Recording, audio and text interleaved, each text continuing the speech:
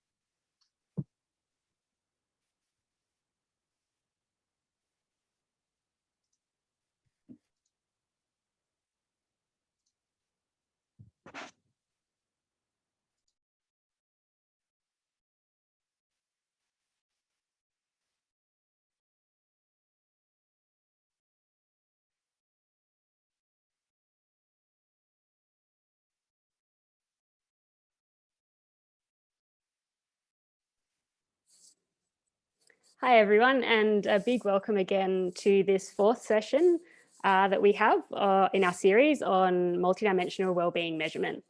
My name is Kate Solis and I'm dialing in today from the lands of the Ngunnawal and Ngambri people down in Canberra, Australia. And I'll be hosting this session today alongside my colleague Jacob Dirksen on the topic of the development and application of multidimensional wellbeing measures. We're extremely privileged today to have with us Jaya Krishnakumar, Giulia Greco and Enrica Chiappero-Martinetti to discuss this topic. As mentioned, this is the fourth session in our series and all sessions have been recorded. So if you would like to watch previous sessions and have missed them in the past, in the chat shortly you'll see a link to all our previous sessions where you can watch them. It would be really great to find out who's attending today, where you're all dialing in from, and what your discipline or research interests are. So do feel free to place that in the chat so we can all connect a little bit more. Before we get started, just to go over a few housekeeping matters. So firstly, this session is recorded. We'll only have the video recorded. The chat, of course, won't be recorded, but just to note that this session will be recorded. If you have any questions, please note them in the Q&A box and please send them at any time throughout the webinar. We'll be monitoring them as we go and we'll have a Q&A at the end. If you have any questions that are directed towards one of the panelists specifically, please just note that in your questions so we know who to direct it to.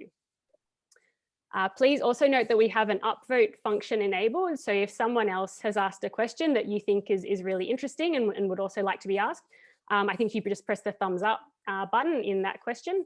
And that will just show to us the most popular questions that we can ask to our panelists. So the format of today, so we're going to be hearing from each of our panelists first. So they've each prepared around a 20-minute presentation. Following that, we'll have a short discussion and some kind of overarching questions that Jaya, Giulia and Enrica can address. And then finally, we'll have some questions from the audience. So again, please do send questions in as we go. I'm really looking forward to hearing the interesting questions that are coming out of the seminar. So I'll hand over to Jacob now to introduce our first speaker. Many thanks, Kate, and a very warm welcome to all of you, wherever you're dialing in from and in which time zone you're currently at. Good morning from a very rainy Oxford today. I have the great privilege to introduce our first speaker for this session, which is going to be Jaya Krishnakumar, who is currently a full professor of econometrics at the University of Geneva in Switzerland. And Jaya is an econometrist with publications in several international econometrics and economics journals, and has research interests including theoretical and applied econometrics, as well as quantitative methods for multidimensional well-being analysis, which is obviously what we're going to hear a lot on today. He's also frequently invited to serve in advisory boards of various global initiatives by UN and other international organizations. She's going to start off our panel discussion today by discussing the necessity to measure concepts for monitoring and evaluation. And Jaya is going to go over various approaches to the measurement of well-being in terms of both capabilities and functionings, with particular emphasis as many of you might have expected, on the emphasis on statistical and econometric models. Without any further ado, Jaya, over to you. Thank you very much, Jacob. Can you hear me? Yeah. Yeah. Thank you very much, Jacob, for this nice introduction. First of all, let me thank the organizers for inviting me to this panel. I'm extremely pleased to be here and participating in this discussion today. So as Jacob was saying, I'm going to make a presentation on the measurement aspect and also the modeling aspect of multidimensional well-being, with particular focus on statistical and econometric models. But I will start with a brief background on measurement and why measure. So let me start sharing my screen now.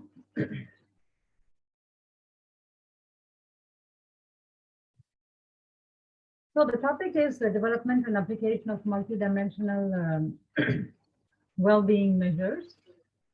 And the plan of the presentation, the overview is a brief background, and then I immediately go to how to come up with multidimensional measures with starting from multiple indicators. How to combine them? Do we combine them using exogenous weights or endogenous weights? What are the different sorts of methodologies in place for both of them? And then finally finish with an empirical application. So first of all, multidimensionality, there's no need to, I think, for the audience of this panel, there's no need to recall or justify, argue out why we need the multidimensional approach. All modern approaches agree among them. There's an agreement saying that well-being is multidimensional. So it covers not only economic well-being or economic development, but also social, political, environmental, emotional, cultural, all that. Any dimension that's relevant for a good life can be included in this set of dimensions. Now, just to place it in the international context, this is something which has been there for quite some time, let's say maybe for 50 years or so. We started with the quality of life indices, the physical quality of life by Morris in the 1970s, which is very much resembling the Human Development Index, for example, because it has life expectancy, adult literacy, and such indicators. And then we have the social indicators movement of the 60s and the 70s, and the Human Development Index, which was launched by UNDP in 1990, so 30 years of Human Development Index. Then with this multidimensional vision is also reflected in the MDGs, in the initiative which is called Going Beyond GDP in the EU, Gross National Happiness Index, which I'm sure most of you must have heard about, where again the concept started much earlier than the index, which was launched in 2010. Then OECD's Better Life Index, SDGs, the most recent initiative is the SDG Index, and then the Green Economy Progress Index. The underlying idea of all these indices or all these initiatives is that well-being is multidimensional, and therefore we need to look at many indicators before we can come up with a good picture of a good description of what well-being is about. Now, one can say that why do we need to measure these concepts? Why can't just we look at it from a conceptual and a theoretical point of view? But when we want to evaluate well-being in a society, or look at how it's changing over time, whether it's improving or not, or how different are the well-being across different groups, or what the impact of a policy is, or even suggest what would be a good policy in terms of improving well-being of a population. So we need a measure, because without a measure, it's hard to answer these questions in a precise way. So, I mean, we don't have to be convinced, but I just want to say that it's very important to operationalize a theory and to go to measures, even though they may be imperfect and incomplete. We can just keep on improving, but we shouldn't stop going there just because we may not, be able to measure everything. So what are the different steps involved in arriving at a multidimensional index, multidimensional measure? First of all, one needs to select the dimension, of course. And here we know that there are many different schools of thought. Should it be a universal list of dimensions, or should it be context dependent and time dependent? Well, we should at least think about them and answer the question before we go on to get the indicators. And then within each dimension, there may not be just a single indicator which covers the well-being in that dimension. So you will need multiple indicators within each dimension. And then in these indicators, if we say that, by the way, multidimensionality doesn't always need to be, based on the capability approach. Although the capabilities approach is one underlying theory, which is, which suits itself very, very well to the vision, multidimensional vision. But then if we actually base it on the capability approach, then we need to answer the question, do we want to measure capabilities or functions? How many indicators do we want? Do we want to take just a few indicators or as many as we can? These are questions with no unique answer, so it depends on the context and what we are doing to do what we want to do with the multidimensional index, but these are important questions to be answered. And then once we get multiple indicators within a dimension or across dimensions, what do? Do we aggregate them to find a single measure, or do we just present them as a dashboard? Again, they may not be, we can say both, we can do both, aggregate as well as dashboard. Dashboard in the sense that there we don't need to decide, about the substitutability of different dimensions. But one disadvantage or inconvenience with the dashboard is that, of course, you may have situations which may not be comparable, where we may not be able to clearly say whether well-being is better or not, because one situation A, let's say just 2 dimensions, education and health, and the situation B, where education has improved but health has deteriorated, then we don't know whether it's a better situation or a worse situation. So whereas if you do an aggregate index, then we know one will be, we can say one will be better as far as that aggregation methodology is concerned. But then other questions come up when you do aggregation. What are the weights to be given within the indicator, for the indicators within a dimension as well as across the dimension? What is the degree of substitutability do we want? Do we want the weights to be exogenous, coming from outside the data, or be data driven, come using the data? And then once you've answered all these questions and come up with an index or a measure, then we can start interpreting, keeping all the answers in mind as to what we have chosen as our approach. We can start interpreting what the well-being situation is, whether a policy has had impact and how it's evolving over time, how it compares across different groups or different countries. So now the first set of indices that came up almost invariably, composite indices, where we take a set of indicators and then we aggregate them using what we call exogenous weights. For example, they could be, some kind of a mean, an arithmetic mean, a geometric mean, or even a generalized mean. All the difference between the means are due to the degree of substitutability. So if you want one thing to be less substitutable than the other, then arithmetic mean is the most substitutable, perfectly substitutable, all dimensions. And then as you go along geometric and other means, you can have less and less substitutability. But the weights are decided exogenously, let's say, based on some value judgment outside the data. And the aggregating methodology as well as the weight, even within each of these means, we can have different weights, equal weights or different weights. I can say health is twice as important as education, for example. So you need to choose the aggregation methodology as well as the weighting within that methodology. But all these are decided by the analyst and not coming from the data. Now, if you want to say, okay, I want to get the weight also from the data, because the data do reflect some behavior of the human beings who have taken some decisions, and therefore they have chosen to do certain things. So what they have done and what they have achieved are a reflection of what they have decided, of their choices. So then we can say, okay, let's check whether the data can give us weight. Well, of course, yes, and this is there are here, broadly speaking, 2 types of frameworks: descriptive framework and the model-based framework. I'll just take one example of a descriptive framework, which is like a composite index, where, remember, we said composite index is a combination of, let's say, Y has a vector of observed variable indicators, health indicators, education indicators, or even indicators within a dimension. What we want to do is the arithmetic mean will be just the sum of these elements over the number of dimensions, number of indicators. Now, if you want to do other combinations, linear combinations, one linear combination could be to say, okay, from, let's say, 100 indicators that you have, you want to get just 1 or 2 summary measures, combinations, that are going to reproduce exactly the same information as these 100 indicators. So 100 indicators have some information. Information content is normally represented in statistical terms by the variance. So you make a linear combination which reproduces to the maximum extent possible the same information content.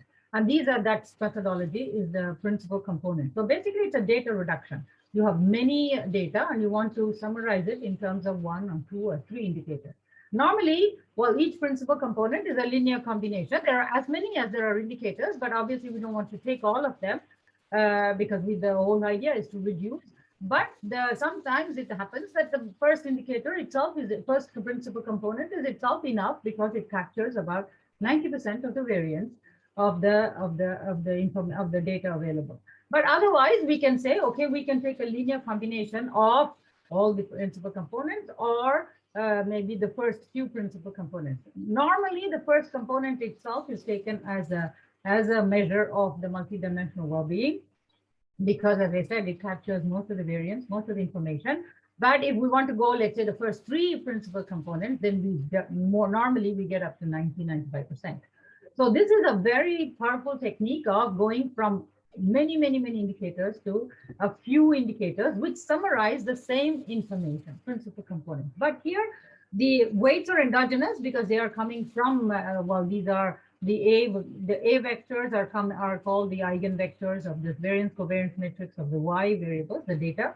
So they are coming from the data. They reflect the variability in the data, but also the variability in the data. What does it mean? The heterogeneity of behavior of individuals. One person has a at a low value, and one person has a high value. So that heterogeneity of behavior is reflected in these ways.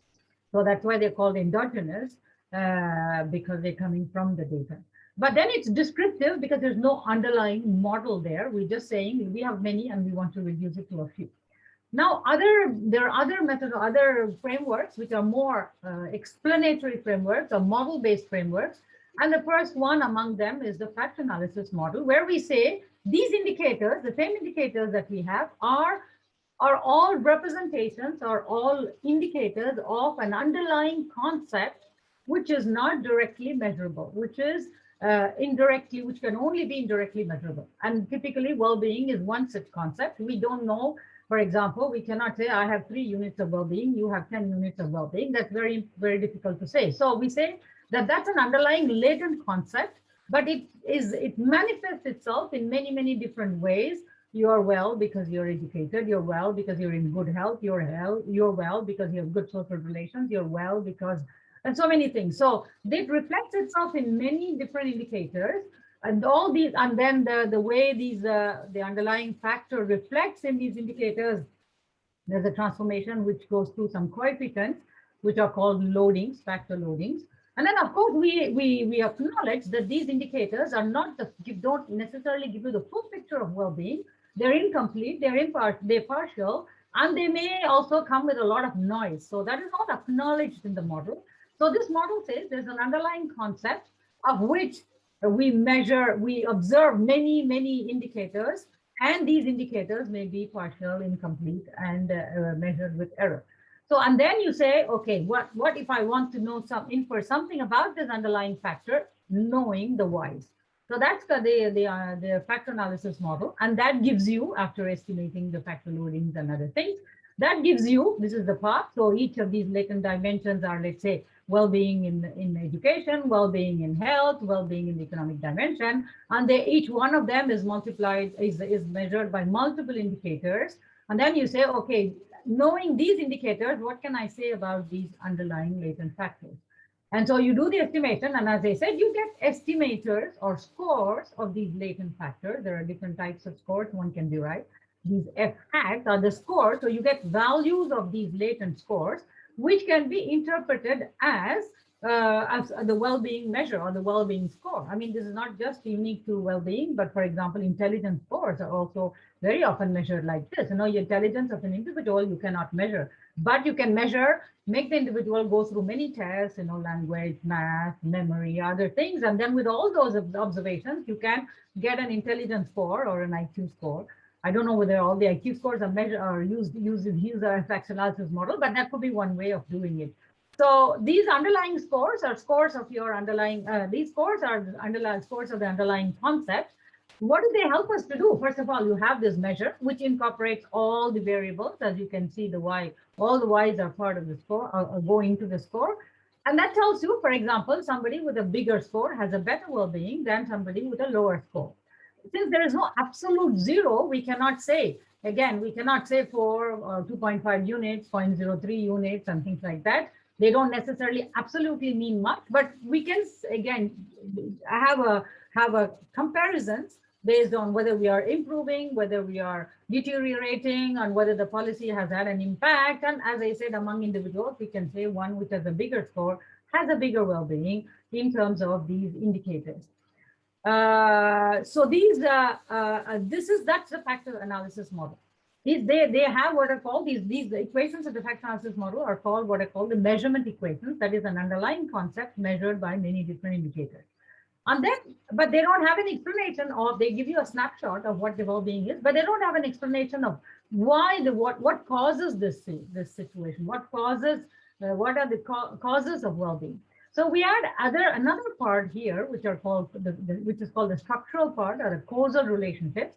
We say, okay, we measure well-being through these indicators, but the well-being itself is caused by other some explanatory variables, some exogenous causes. And in the case of well-being, we can think of the economic system, the social structure, the institutional structure, the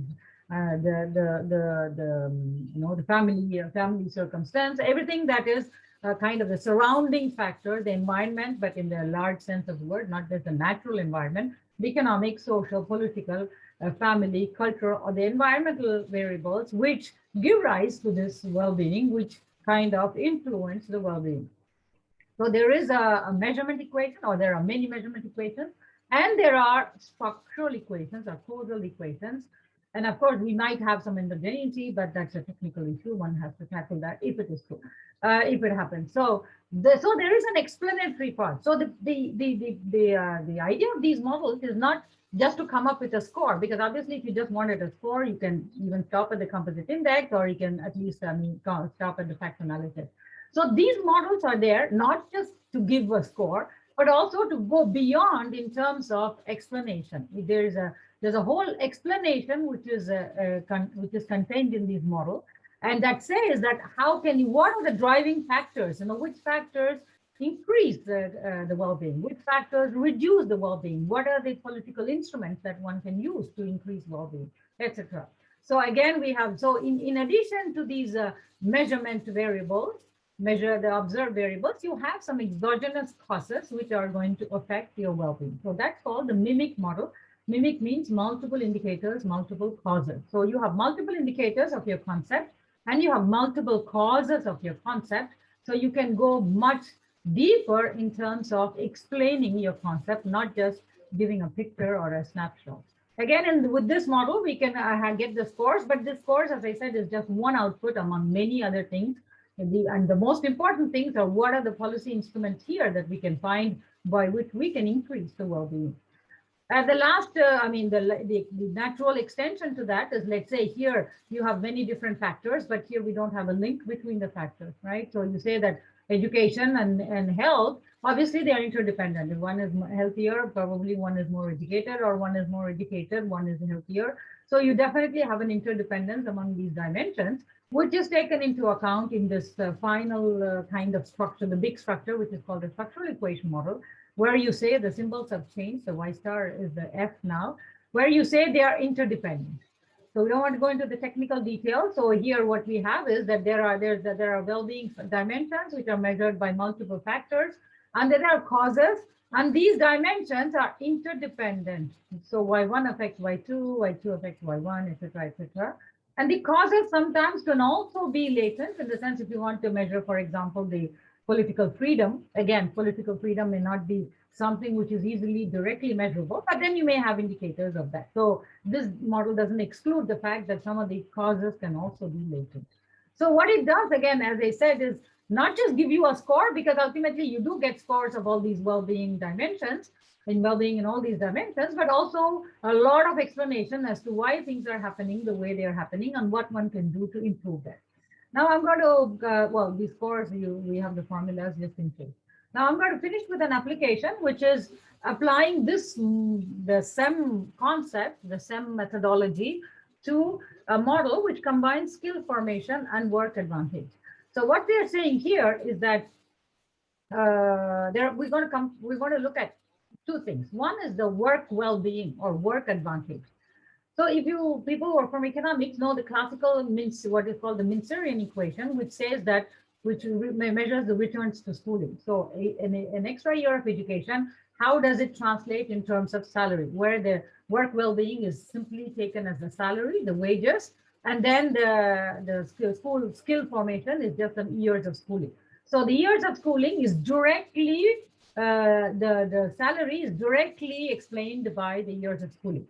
But then there have been theories, first of all, to say that work well-being is not just how much salary you earn, but also there's a lot of other things with the conditions of work, the workers' rights, access to social security, to pension fund, whether you have, safety at work, etc., etc. So there are many aspects to work well-being, and that also fits very well with the concept of decent work, which was launched by the International Labour Organization, which said, yes, work is not just salary; it's a lot of other things.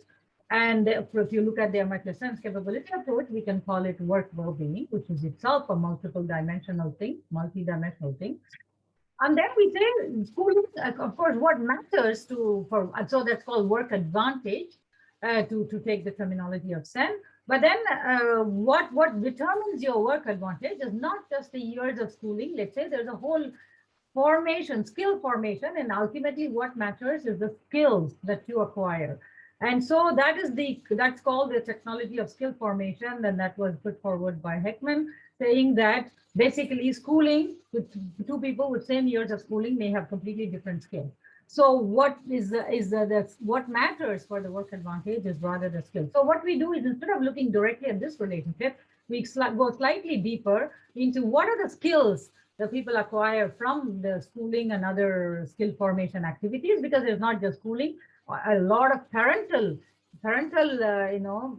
involvement explains a lot of the skills that children acquire. So in terms of investment in skill formation, there's schooling, but there's also parental involvement.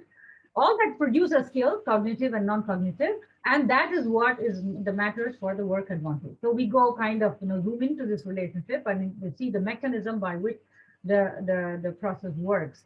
And so the work advantage is obviously not directly measurable. So we have multiple indicators here. And the structural part is this. So this is what the outcome is, which is influenced by skills, but the skills themselves are latent or kind of not directly measurable. So you need to measure it through other indicators. And then what are the skills influenced by? They are influenced by the investment you make in the skill formation. So there's a two-step or two-stage structural part, and there's a two measurement part, measurement of work and the advantage, and the measurement of skills. Now there are indicators, we are widely available for these, like for example, the cognitive skills, you have vocabulary, sentence processing, reading, writing, numeracy. For non-cognitive skills, you have the psychology, what is called the Big Five taxonomy: consciousness, openness to experience, neuroticism, agreeableness, extroversion, grit, hostile attribution, decision-making. They all have their own definitions. I don't think I have time to go into that, but if anybody is interested, we can come back to this on the question hour. So there are many different indicators of cognitive skills, different indicators of non-cognitive, especially from the psychology literature here. And then work advantage, what is it measured with? As I said, we drew inspiration from the decent work concept of the ILO. Obviously, we applied this to Bolivian data. So one of the aims of this work was to say that you don't always have to apply these concepts to developed countries which have rich data. Even with a few or very little indicators, a few indicators, one can still come up with some reasonable and meaningful conclusions. So this was applied to Bolivia, obviously with a lot of data limitations. We had three dimensions of work well-being: employment opportunities and earnings. So we had earnings, and then access to social benefits, and the firm size as a kind of a proxy for stability of the employment, because the literature says that people working for larger firms have more stable jobs, or there's more stability associated with that. And then in terms of decent working time, we had the number of hours overworked, overtime. And then the third dimension was safety at work, physical demand, either heavy lifting, and an occupational category, blue collar, white collar, and those things. So as many as possible that we could get out of this Bolivian data set. And then we have the measurement equations, where we say basically all these indicators do very well. I mean, represent the underlying concept very well, and they fit in also very well as a group. We note that hostile behavior has a negative coefficient, which is according to what we expect. So these are all saying that, how the increasing non-cognitive skills means decreasing hostile behavior will be reflected in terms of decreasing hostile behavior, and all the other coefficients are positive as expected. Now, from these already, we can get, in the skills part, we can get the scores, the latent scores of cognitive skills and non-cognitive skills. And the first thing we can look at is how are they distributed across the different individuals. They don't have to have an aggregate measure all the time. We just look at the full distribution, normalized to 0, 1. As I said, there's no absolute 0 or anything. So you can choose a normalization, which is convenient to visualize. So you can see that the red is the non-cognitive skills and the blue is the cognitive skills. So you can see actually in the Bolivian population that there seems to be, the people seem to be closer to the maximum, let's say, or have higher, are relatively higher in terms to the closer to the maximum in terms of non-cognitive skills than for cognitive skills.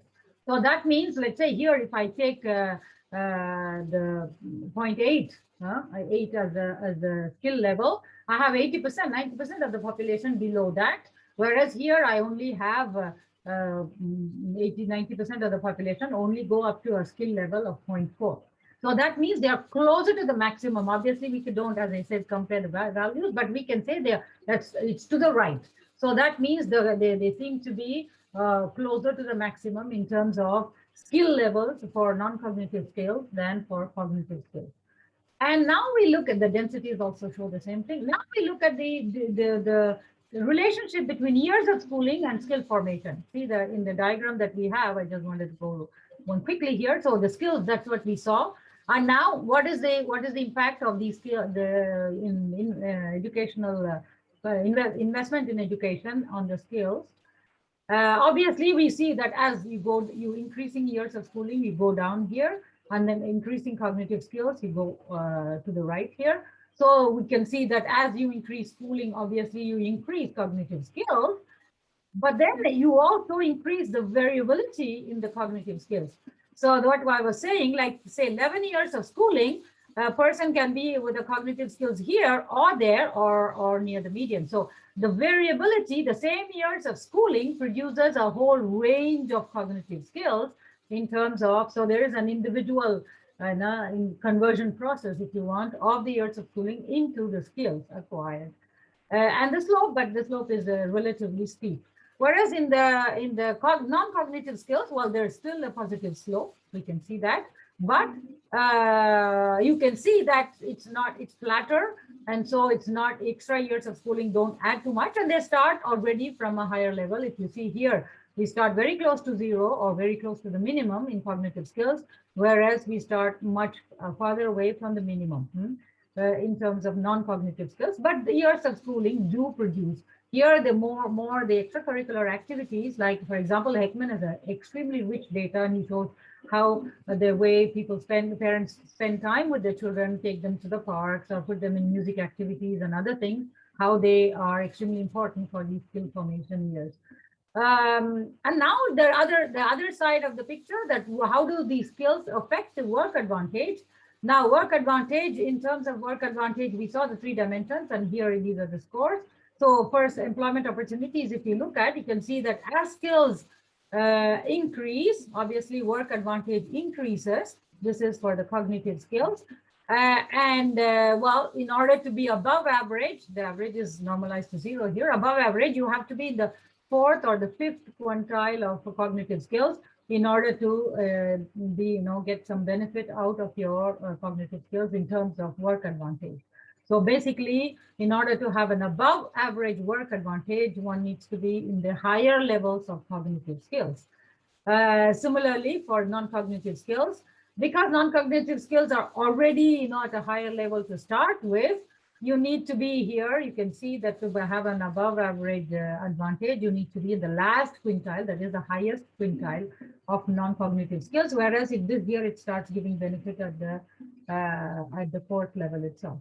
So that's the relationship between skills and work advantage. And again, here you can see, unlike in many developed countries now, you see actually the relationship the other way around. That is, the cognitive skills are kind of, people are closer to the cognitive skills, but in terms of what is called non-cognitive or soft skills, leadership skills, communication skills, and other things, that is what gives you a big premium in terms of work advantage.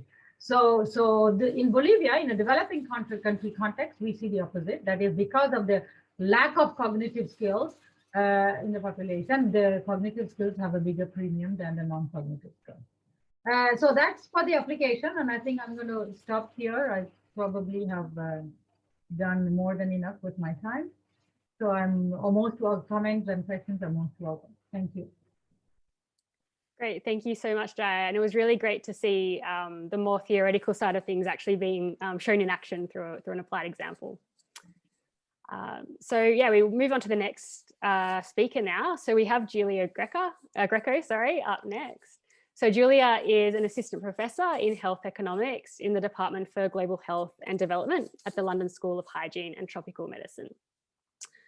Her main research interest is on the measurement and determinants of subjective well-being and capabilities, and their use in the evaluation of complex public health interventions, in particular, women's health and mental health. She is a coordinator of the Health and Disability Thematic Group at the HDCA and associate editor for the Journal of Human Development and Capabilities. So Giulia today will be discussing the determination of weights in a composite measure, highlighting 4 different weighting methods and showing how these different aggregation methods matter for identifying the worst off. So over to you, Giulia.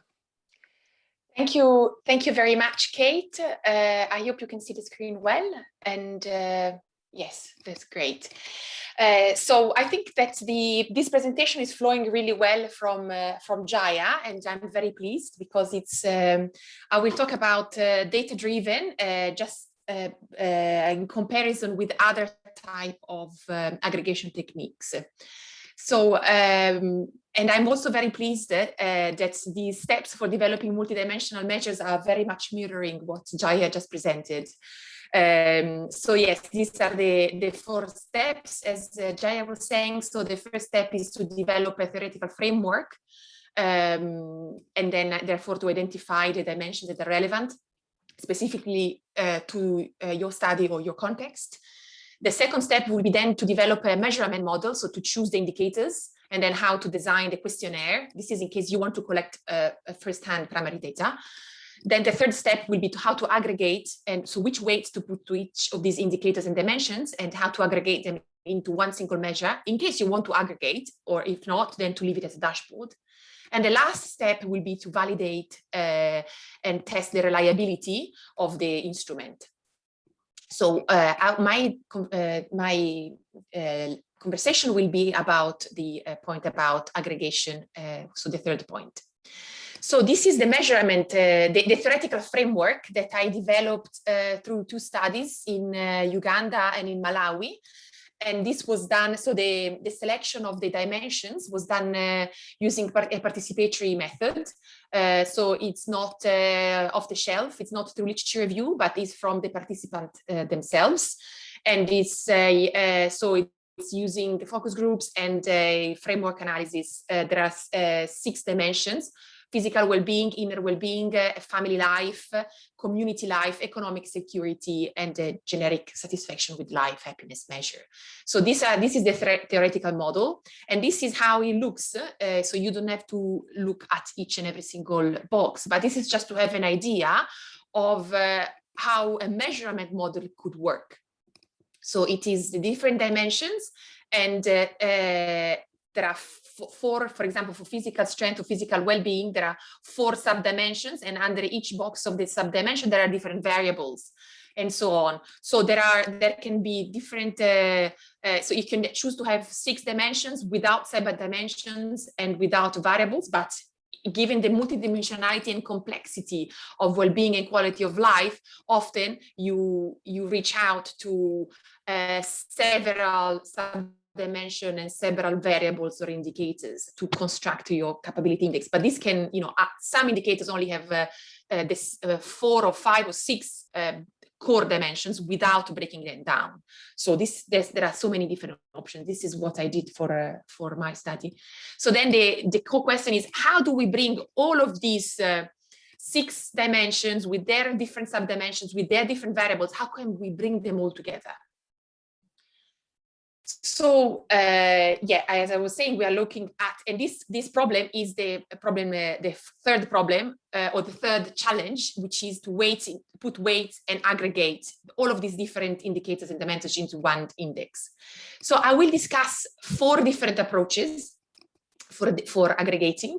And I will compare how these 4 different approaches behave and what is the impact on the policy.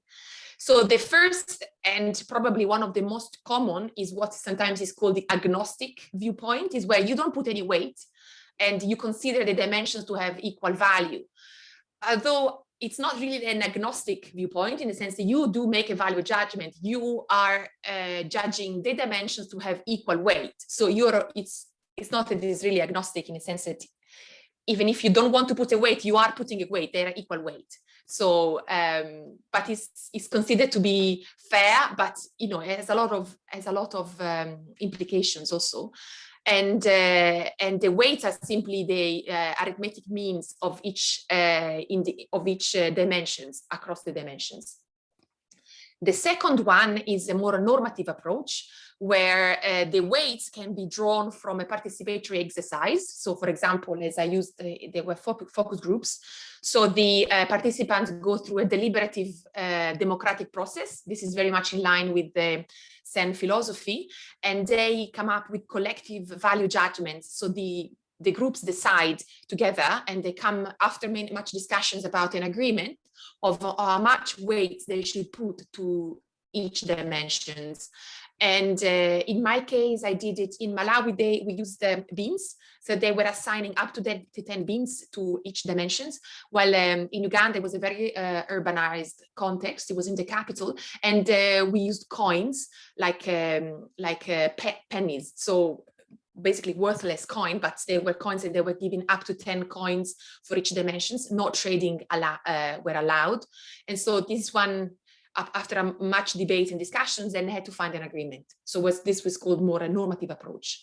Then the third approach that I will discuss is called is what I call a hybrid approach, where you are combining normative with the data driven. So it's the weights are derived from the survey based or individual preferences. So at the end of in the survey, you're asking a participant to rank the dimensions from the least important to the most important, and then you derive the arithmetic mean across all of the survey. So it's a combination between individual preferences, so individual value judgments, but then the mean across the whole of the population.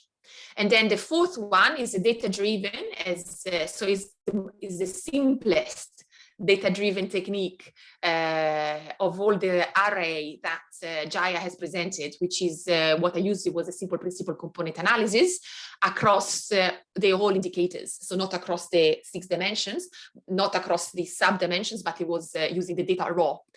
So basically you let the data decide in a way, and it was running principal component analysis across the raw data sets, so with the indicators. So this is, this is how it looks, the different weights that I used they were derived, then the equal, normative, and hybrid. I will show the data-driven in a separate slide. Simply because it's, as I said, the data-driven is not applied to the core dimensions, but is applied to the variables, the raw variable, the indicators. So equal weight, as you see, is the arithmetic mean. So all of the different dimensions have the same weight. Normative, this is what has been derived from the focus group discussions. And as you can see, what is very interesting, I just wanted to point out to the economic security that here has been judged by the participants to be the least important amongst the 6 core dimensions of quality of life. And the hybrid approach, which is these individual preferences, but the average across the whole population, and the inner well-being inner well-being is the second most important, but it's not in an order of importance. The most important is again the physical well-being, which is the same as the normative, and the second most important is the inner well-being. So they are slightly different between normative and hybrid. While for the weights for the data-driven, is quite interesting because the weights are derived from the principal component analysis, and being able to cope with the shocks. So this is part of the economic security dimension, which in the normative as the least is considered as the least important. While for the data-driven, being able to cope with shocks is one of the variables or one of the indicators of the economic security dimension, is actually the one with the biggest weight. So there is a difference in how people are judging the dimensions and what the data is telling us. So these are this is how I have decided to compare the different aggregation methods. And why did I choose to do this is because I wasn't really sure of what was the best aggregation techniques to use. Often the choice of the aggregation method relies mainly on the researcher's discipline. If it's a more qualitative researcher or more an econometrician, so you use different techniques, you stand on different philosophical ground. So because I'm a multidisciplinary researcher in a way, I wasn't very sure which one to adopt. So at the end, I decided to use the 4 of them, and then to check, does it really make a difference? So I compared the aggregation methods graphically. Then I used correlation coefficients. Then I used an analysis across quintiles, where I divided the population in quintiles and I ranked them according to the different indicators produced with different aggregation techniques. And then I checked if people were moving across quintiles. And then I also used a predefined benchmark, like a relative poverty benchmark, and to see who were falling under the poverty line. And I've used the equal weight given as the supposed diagnostic measure. I use the equal weight as the comparator across all of these analyses. And then I also tested the 4 different aggregation methods against a standard wealth measure. So I created an asset index with the socioeconomic status from the different households. So this is more like a standard wealth measure, an asset index. And I compared how the multidimensional well-being indicators compares against the standard wealth measure. And then just in terms of methods, all of the 4 indices that were created were all normalized on a scale from 0 to 1, so that to ease comparison. So the graphical comparison, so with the graphic inspections, if you look at the kernel density curves, they all look they will quite look nicely distributed, and they look very similar distributions. So you might think from a graphical inspections, there is not much of a difference. So the first graph is the equal with equal weights. This is normative weights, hybrid weights, and this is the data-driven. So they have very similar shapes. However, when we look at the correlation coefficient, the Pearson correlation coefficients, we see that, so this is comparing against the normative approach. So actually we are comparing against each other here. So you can see that the data-driven is the one which is more different from the others. And also with the Kendall-Tau rank coefficient, the data-driven is the one that is standing out as giving us giving us a different distribution compared to the others. So this is an analysis that I find particularly interesting, is this one about the quintiles. So I divided the population in 5 groups, from the worst off to the better off, and according to the different 4 multidimensional indices that were created with the 4 different aggregations techniques. So the equal weight is our comparator. So if we check the equal weight and the normative, the indices that were constructed using the equal weight and the index constructed with the normative approach, we see that 100% of the population is staying in the same quintiles. So the population doesn't change quintiles. So the worst off are the same worst off if you use a equal weight or a normative approach to setting the weights. So there is no movement. It's exactly the same, this quintiles in the populations. If we use a hybrid, only 73% of the populations remain in the same quintile, while 27% of the population is changing, moving 1 quintile. So if someone was considered on the bottom 1, or the bottom 20% of the population, they might increase 1, or if they were at the top, they might decrease 1 if we're choosing a hybrid technique. And you can see in the data-driven, 45% of the population is moving quintile up or down. And in some cases, on 7% is actually moving 2 quintiles. So if they were maybe in the middle with using a agnostic equal weight, if you use the data-driven, maybe they're jumping up at the top or they're jumping down at the bottom. So the classification of the population is changing quite a lot if we use a different type of weighting and aggregation techniques. So then we decided to do another type of analysis, so to compare against, so to choose an arbitrary cutoff of relative poverty, let's say. It's 60% of the median value on the index. So each indicator was having his own cutoff. And so the individuals who fall below the thresholds are the one who score less than 60% of the median score in each given index. And they were considered to be then falling below a supposed poverty line or low well-being quality line. So if we use an equal normative or hybrid approach, we consider that 10 to 11% of the population is deprived, and they are pretty much matching, they're pretty much the same people. While if we use a data-driven technique, then we find that less than 7% of the population is considered to be deprived. So what he's telling us that the data-driven index is failing to capture around 44% of the people that are classified as deprived if we had used an equal value, an index with equal value. So is the picture that is portrayed using a data-driven index is different from what we have if we use another technique. It's not a one is better than the other.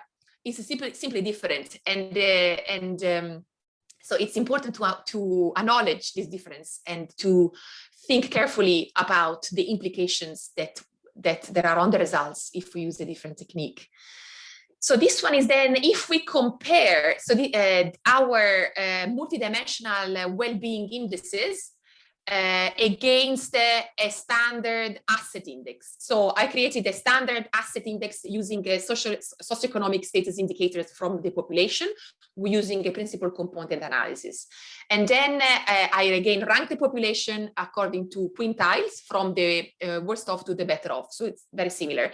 And then I checked, does income poverty, how does that compare to multidimensional poverty or well-being? And the results are super interesting because you can see that with the equal weight, only 35% of the population is remain in the same quintile compared to a standard asset index.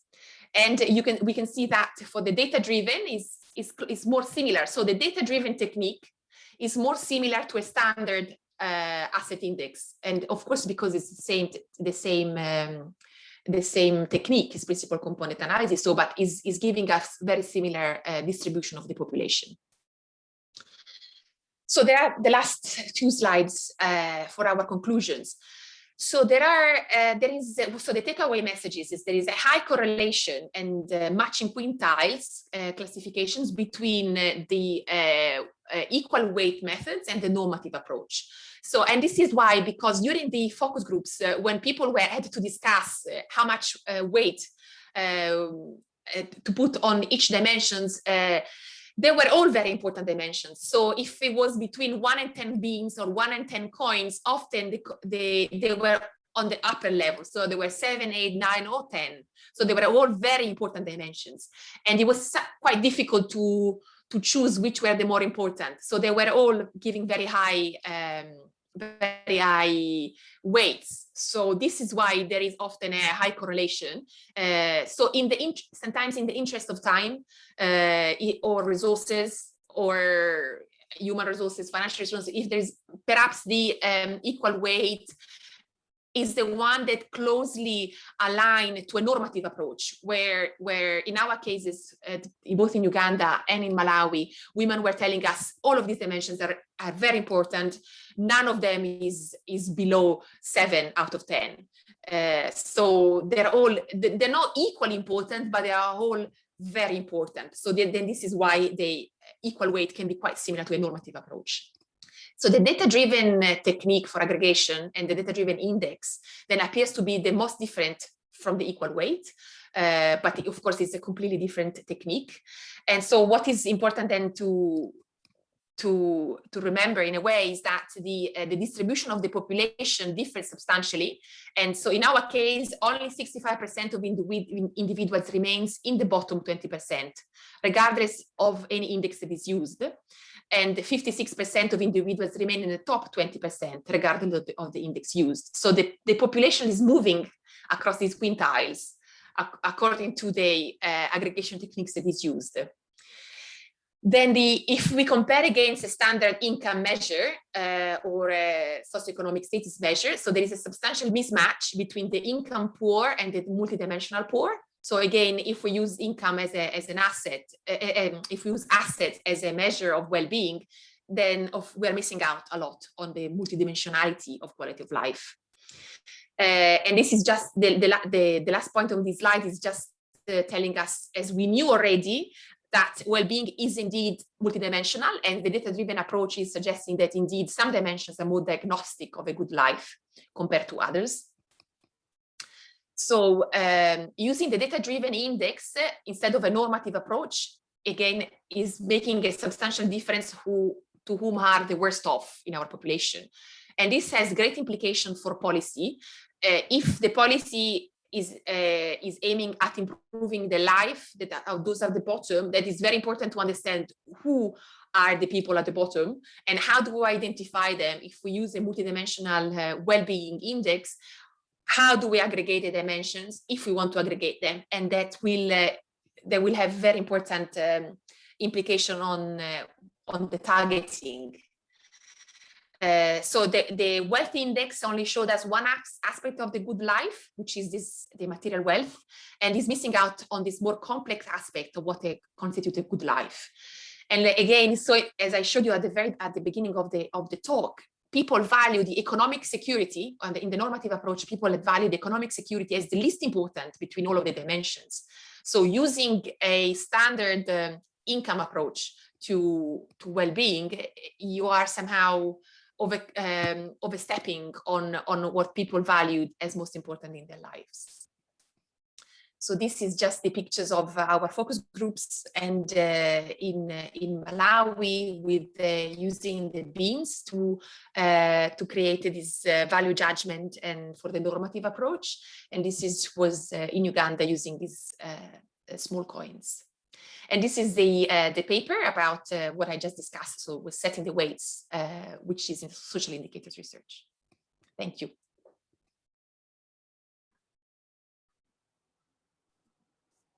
Thank you so much, Giulia, for such a clear presentation. And very instructive remarks on the different weighting options. I can strongly recommend that paper. I've read it a few times. And also, if there's more interest on weights, there's a great review paper by Koen de Kong and Maria Ana Lugo as well that has a review on many of these options. And reminder to the audience, if you have any questions on any of the previous presentations, so before you forget your questions to Jaya and Giulia, pop them in the Q&A and then we'll be able to revisit them later on. I now have the great privilege to introduce our last speaker for today, who's going to be Enrica Chiappero-Martinetti. And Enrica is a full professor of economics and head of the Department of Political Science and Social Science at the University of Pavia in Italy. She's also the editor of the Journal of Human Development and Capabilities, so the HDCA's very own journal, and has been vice president of the HDCA from 2004 to 2008 and in 2011. Enrica's main research interests are on well-being, poverty, and inequality analysis, with special attention to the capability and human development approach, as well as gender empowerment, youth vulnerability and marginalization, social innovation, and human development. Today, Enrica will provide some insight into measuring inequalities from a multidimensional perspective, using budget allocation techniques in contexts and circumstances where standard techniques may not be fully adequate. Over to you, Enrica. Thank you. Thank you so much, Jacob. And first of all, let me just thank all the organizers of this webinar series for inviting me and for the perfect organizations that they have been able to arrange. Thank you very much indeed. So let me share my presentation. Again, I think that the flow of the discussion is well organized, in the sense that what I will be talking with you now is something that has been already touched by Giulia, and I will try to go much more into details regarding a technique. The aim is quite modest and limited compared to the previous speakers, in the sense that I'm not just presenting you a full methodology or a broad examples or broad empirical application, but rather just a tool that can be helpfully combined with other techniques in order to measure multidimensionality or for measuring, for gathering information regarding weight. So it has been already pointed out that there are some relevant conceptual and empirical challenges in the operationalization of the capability approach. There are normative challenges that have been clearly pointed out by many scholars, including Ingrid Robens, that refer to this open-ended and under-specified or multi-purpose nature of the capability approach. And of course, there are a lot of empirical challenges that is the main scope of this webinar series. So it has been already mentioned, particularly from Jaya, that there are some steps that need to be considered in order to apply the capability approach. In spite of the complexity, the intrinsic complexity of this approach, we also know that there is we can say that it is a quite successful story, in the sense that there is nowadays a fast-growing broad empirical evidence in different fields of investigation, and we have had some relevant example this morning in Jaya and Giulia's presentation. In different fields, ranging from poverty, inequality, but also more specific in terms of specific target group like children or women or disabled person. We know that in the most cases, in order to apply the capability approach, we tailor somehow secondary data to our research questions, but we also have had this morning examples, relevant examples, that gathering primary data, you can indeed be able to collect the data that are really related and closely related to your research question. Of course, with dealing with a lot of difficulties and a lot of work that need to be done in order to get when you wish to collect the primary data. Jaya gave a great example on the broad spectrum of techniques that can be used. Some of them are more conventional, others are more news or less frequently used in social sciences. But up to date, right now we have a broad spectrum of mathematical, statistical, and econometrical tools that are used in order to apply the capability approach. There are also some other new methodologies that have been presented or applied, more even in the qualitative analysis, or bringing together quantitative and qualitative analysis, like in the case of mixing methods, but also more recent attempts that refer, for instance, the participatory active research methods, techniques, and so on and so forth. So I guess that we are in a good state of the art of the empirical analysis. And indeed, here there is just an example or a few source of information where you can find analysis of this kind. Here is the recent Cambridge Handbook of the Capability Approach that has been published last November. Of course, in the journal, we are indeed receiving a large number of submissions that refer to interesting empirical papers that experiment, that try to test new methodologies, new techniques that refer to different aspects related to the capability approach. And so again, there's a remarkable example of the machine rooming empirical work that is conducted worldwide. Here you find two recent reports on multidimensional inequality that probably it is quite new in our research field. So most of the attention has been focused right now, till now, on multidimensional well-being or multidimensional poverty, with OFI work and many other contributions that has been offered. The multidimensional inequalities is something that is still quite unexplored in general, as well as in our community. So here you can find the two reports that has been recently published, one from the London School of Economics on the multidimensional inequality framework that is deeply rooted or inspired by the capability approach. And here is a AU report that has been recently published on multidimensional perspectives of inequality that also include the capability approach, but of course is also extending the attention on other multidimensional approaches. So there is a lot of work in this field, and the new ideas are growing up. Yet there are still a lot of work that need to be done, and among many other issues that are still open or are still under discussion is exactly what has been discussed this morning, the importance and the necessity to prioritize or assign weights to multiple dimensions, and hopefully try to do this in a way which is consistent and coherent with the capability approach. For instance, take into account the importance of people's individual preferences. So basically, as already Giulia briefly mentioned, the attempt to elicit weights in order to hear people's voice. A second point, so this is something we have already discussed this morning. My contribution would be an attempt to go much more in depth, in details on this way, the potential way for elicited weights. And the second is the second aspect that I would like to share with you is how we can gather information on a specific aspect or dimension, or try to quantify rather abstract or complex concepts like the concept of functions or capabilities or agency or empowerment in specific contexts and under specific circumstances, such as, for instance, when you have your unit of analysis are people who are illiterate or that may have a low level of education, and therefore it might be tough to try to capture, to grasp a complex and abstract concept in these circumstances. So this is basically my modest contribution to the discussion.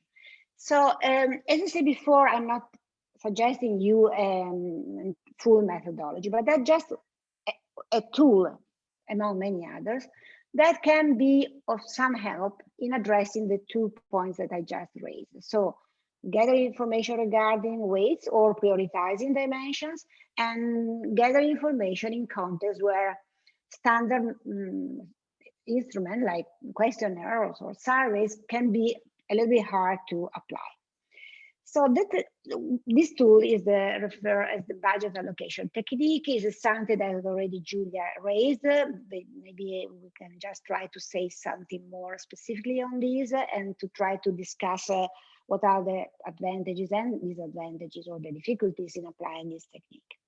So basically, a budget allocation technique can be defined as a sort of participatory method that qualitatively involve respondents. There might be experts or citizens or politicians or whatever you want, for gathering quantifiable information. So the end of the scope is not to conduct a qualitative study, but to get information that you may use for quantitative analysis using econometric or statistical tools.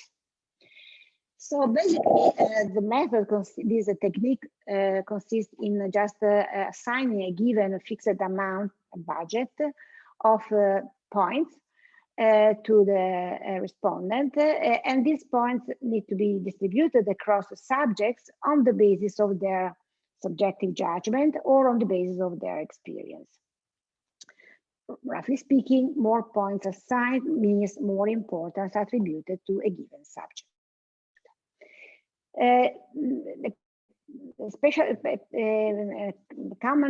Particular characteristics of this tool is that respondents are presented at once with a whole array of dimensions to be evaluated, for instance, and the attribution of importance score takes place simultaneously. I will be back on this point later on. Second characteristic is that the trade-offs among dimensions are made explicit somehow, because the point allocated to a certain dimensions implies that you will have less points available for other dimensions. So in this sense, it's something that even is visible in an easy manner. Okay? So let me just briefly refer to a couple of empirical fieldwork that I have done using these tools. This was not the main contents of the paper. It was just really simply a tool, among others, that have been used in order to address certain research questions. The first example that I would like to share with you is a case study, the fieldwork conducted in Dominican Republic. The scope there was to get information regarding scores elicited related to 4 dimensions, so well-being, poverty and well-being. The 4 dimensions were education, health, housing, and personal safety. And we conducted this analysis for 3 different samples. A student sample, it was about 1,000 undergraduate students in a university in Santo Domingo. And we selected these students on the basis of their disciplines, and the disciplines were reflecting somehow the 4 dimensions. So in the faculty of education, of medicine, architecture, and law, exactly in order to explore the potential discipline-specific biases that you may have in getting this information. The same scope and the same contents, let's say, of this investigation was referred to a more heterogeneous sample. In this case, we had about 300 adult people that have been interviewed face-to-face in 4 different locations, 2 urban and 2 rural. It was not a national representative sample, of course, but just a sample that reflects pretty well the demo and socioeconomic and geographical heterogeneity. In this case, this heterogeneous sample was mostly characterized by people that were quite living in a marginal context. There were those that were also called visible poor, so in slums or informal setting, poorly educated, and therefore we have, of course, to try to be able to find a solution in order to address the same question, to preserve the contents and the scope of our analysis, but take into account that this sample was, of course, very different compared to the previous one. A third sample was an expert sample where we conducted more conventional qualitative interviews. So roughly speaking, as far as referred to the student sample, we use a questionnaire with standard questions like this one that you can find here. We were asking their view about the importance assigned to 4 dimensions, the 4 dimensions that I mentioned before: education, health, housing, and personal safety.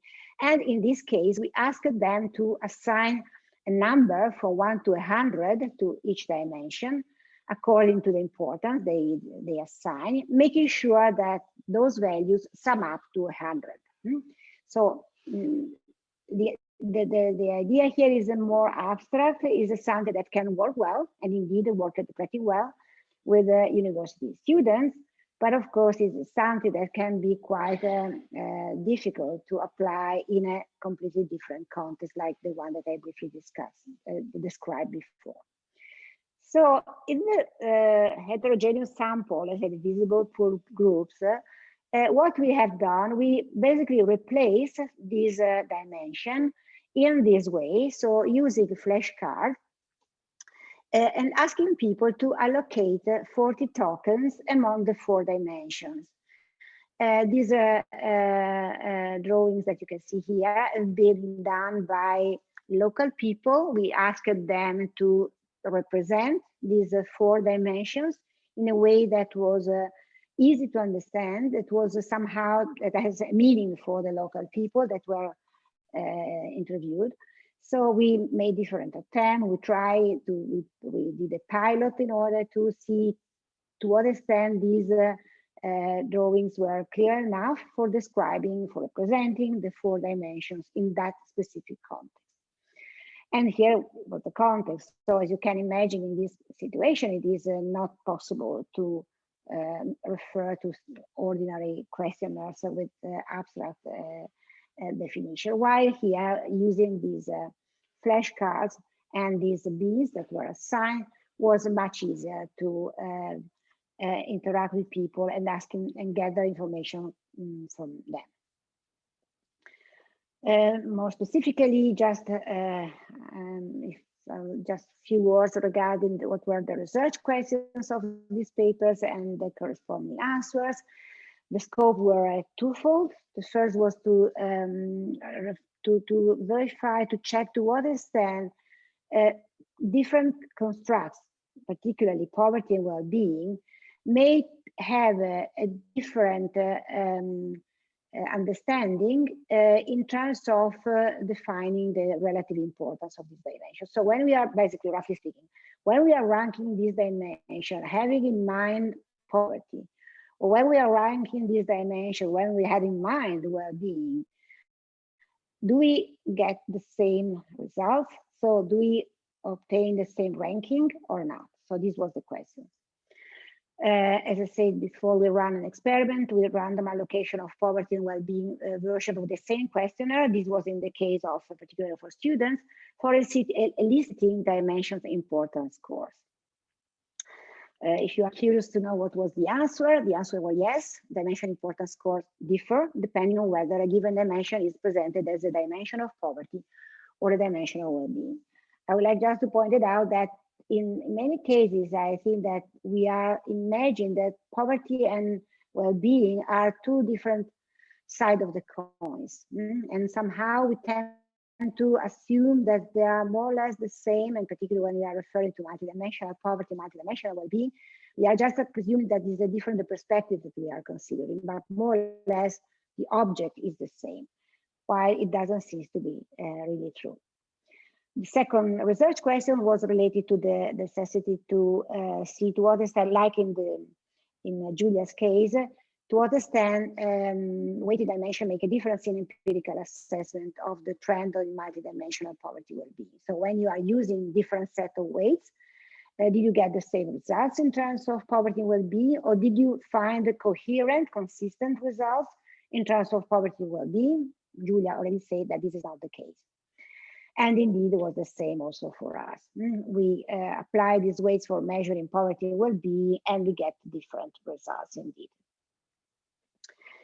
Okay, let me just keep on this and briefly say something on the same tool used for different purposes in a different fieldwork.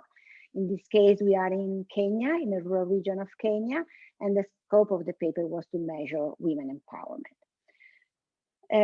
This is still in progress, it's not yet been published.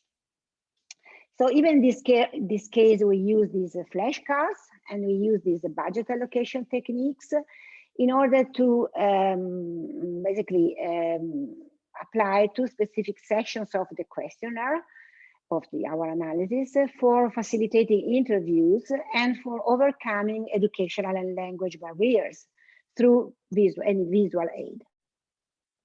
The two sections of the questionnaires that we tested with the use of this tool were the women's contribution to the household income in terms of production and income generating activities. In this case, we were asking women what was their contribution to the household income in terms of income generating activities. So again, this is something that is quite an abstract concept. And while the second session of the questionnaire that we refer for using these techniques was the time allocation and the workload in production and domestic activities and in personal and care and leisure time. So again, the question here was how the overall time was allocated in different activities. Again, something that in certain cases, simple questions in a questionnaire can work pretty well, but probably not in all cases and not in the context where we were. So even in this case, respondents were invited to distribute a fixed amount of beans, in this case, to different activities described in the flashcard. So this is an example of the flashcard that refer to the time allocation. So we presented this, in this case, we use pictures, as you can see. These pictures are being taken exactly in these regions, so they are really typical for the respondent, in a sense that describe pretty well what happened in their context. So we gave to these people 24 beans, and we required them to first to distribute these beans among these three activities, so formal and informal work, domestic and child care work, and personal care, leisure, and sleeping. Once they have done this, according to the distribution of the beans in the three activities, we asked them to redistribute the assigned number of beans in these more specific activities for each of the three groups. So, for instance, for formal and informal work, we were asking them how much time was devoted for cultivating land, for tending farm animals, or for business activity. In terms of domestic work, we asked them to distribute their beans in terms of these three main domestic activities or care activities, so care of children or elderly or other members of the household, cooking or cleaning the house and washing clothes. And the same for the personal care, leisure, and sleeping time. So again, in these cases, it is pretty easy to conduct this sort of analysis. People may see the pile of beans that they put in the different pictures. They can decide that they want to change it, bring one bean and put on another picture. So it's something that is immediately easy to grasp from this person. So let me try, if I still have a few minutes, yes, it should be okay, to try to say a few words regarding the comparison of this tool with other more conventional tools, like typically the ordered scale evaluation that represent the sort of alternative, one of the possible alternative option that you may have in these cases. The most famous one is probably the Likert scale, where a respondent provide an important score by rating dimensions along a numerical scale, for instance, from 1 to 10, or a verbally described scale, for instance, from not at all important to extremely important. So this is very much commonly used in our empirical work. It offers, of course, some clear advantages. The most one is that it's very popular. Everybody knows this and can use it in a relatively simple way. But there are also some potential disadvantages or reason of unsatisfaction in using this scales. Among others, I would like to mention that first, the scores are chosen on ordinal scales are have been proved that are affected, they can be affected by individual specific scale biases. So basically respondents may choose values lower than, and others may choose higher up the scale, whilst not generally different in the importance attached. So it is something that can be quite subjective.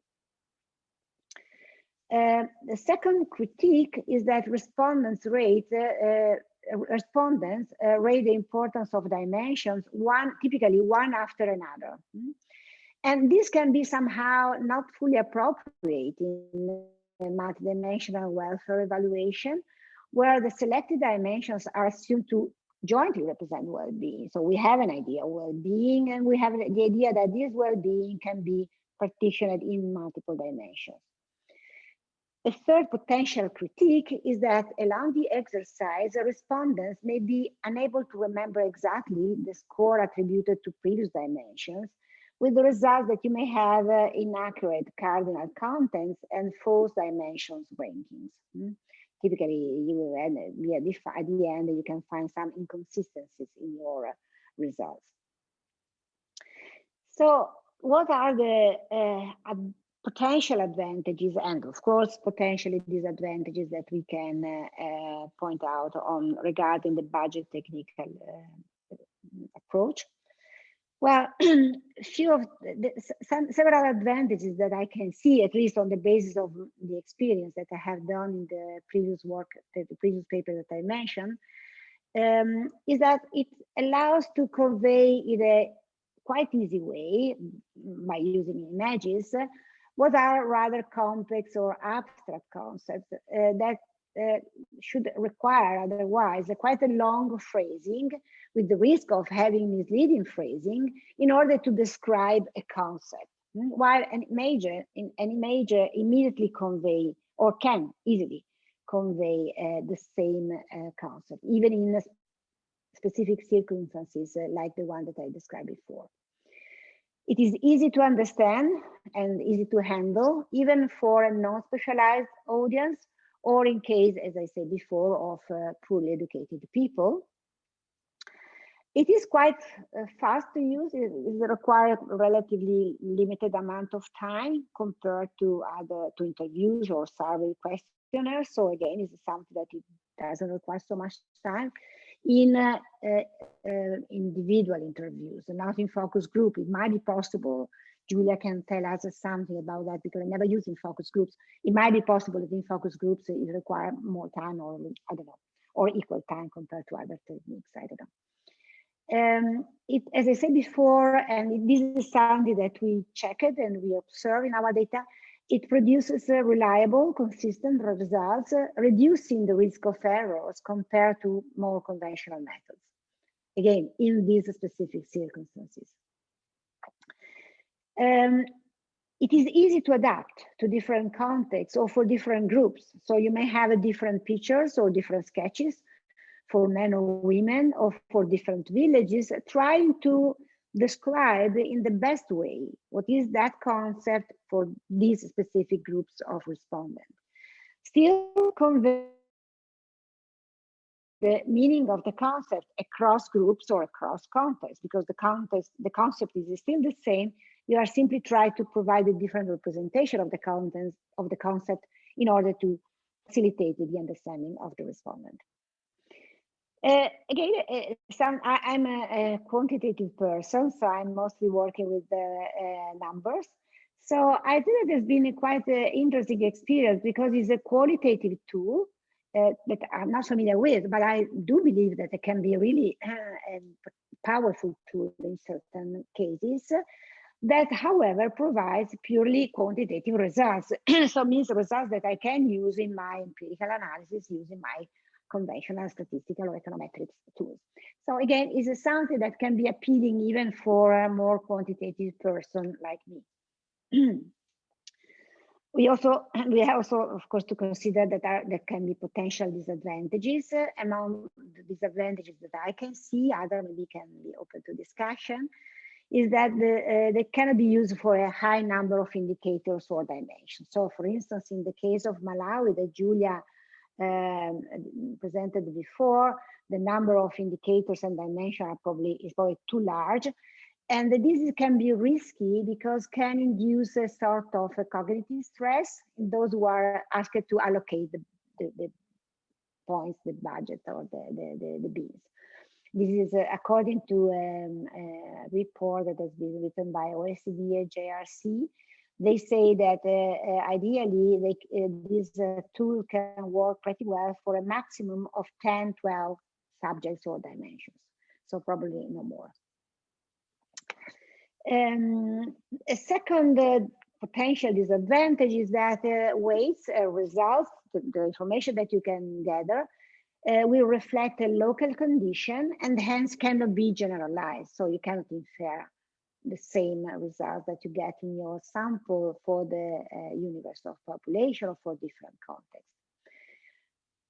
Again, this can be a problem, of course, depending on the scope of your analysis, but I guess that this idea that you can also assume that context matter, and therefore you intentionally want to take into considerations that the weights or the scores that you can get can be different in different contexts for different population or in different time span.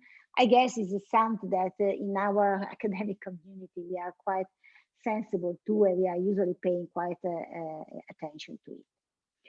So let me conclude briefly. So as you can see, as I said at the beginning, it is the scope of this presentation was very limited. It was very narrow. It was not a methodology that you can use for more challenging scopes, but it's just so it's not a panacea that can solve our problems, but just what I think is a potentially helpful tool for complementing more conventional qualitative or quantitative methods. So it's really just a little piece of the methods that you may need to have. At least on the basis of my experience, it has been helpful for supporting primary data collections in contexts and in circumstances that make the conventional methods less effective. It is easy to implement also has a low cost. It does not require ad hoc technical skills, so it does not require to be so well expert in econometrics like Jaya or Giulia, but it's something that requires, it's not just simply common sense, if you wish, for researchers. And most important, it doesn't require any specific or difficult training for the enumerators. In the case that I described, particularly in Kenya, we were not gathering data ourselves because people were not speaking English. So we have to ask to enumerators to collect this information for us. But it's been very easy to train the enumerators in using this technique. Of course, it is very much important to conduct a pilot, particularly because you have to be sure that the pictures or the sketches that you use are informative enough for describing the concept that you would like to measure. I think that is consistent somehow with the basic principles of the capability approach, in the sense that allows for taking into account multiple dimensions or multiple aspects. It pays attention to context and acknowledge that context matter. And of course, give somehow people voice because it involves much more people in the analysis. Of course, there are probably other potential further fields of investigation. I'm not sure, but I'm wondering if, for instance, can be helpful for selecting or for prioritizing capabilities. The issues of the list is always an important issue in our community. So maybe, again, it can provide a help in selecting or prioritizing capabilities, again, particularly in specific contexts where other tools are less practicable. Okay, that's it. Sorry, I hope that you've been able to respect the time assigned, and these are the references that you can find in the presentation. Thank you for your attention. Fantastic. Thank you so much, Enrica. It was really refreshing to hear such an innovative and unique way of measuring well-being. And I certainly got a lot out of it, and I'm sure a lot in the audience did too. And thank you also to Giulia and Jaya for your presentations. We will go to questions now. So just a reminder to the audience, if you have any questions, please do put them in the Q&A box and we will relay them to the panelists. But to start things off, I have quite a broad question that would be great to get all your perspectives on. So we had a really fantastic presentation last week by Jose Manuel Roche on general methodologies for measuring well-being. And he emphasized that every single choice we make when measuring multidimensional well-being, we're making a value judgment. And that came through in all your presentations as well. We can be overwhelmed by all the different choices we can make and all the different paths we can follow.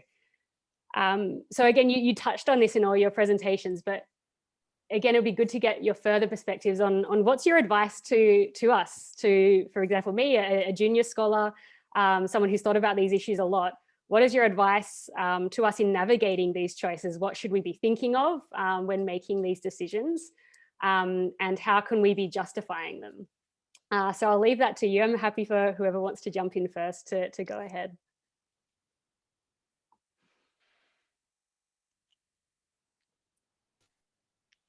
Well, I can try. Yeah, go ahead, Jaya. Okay.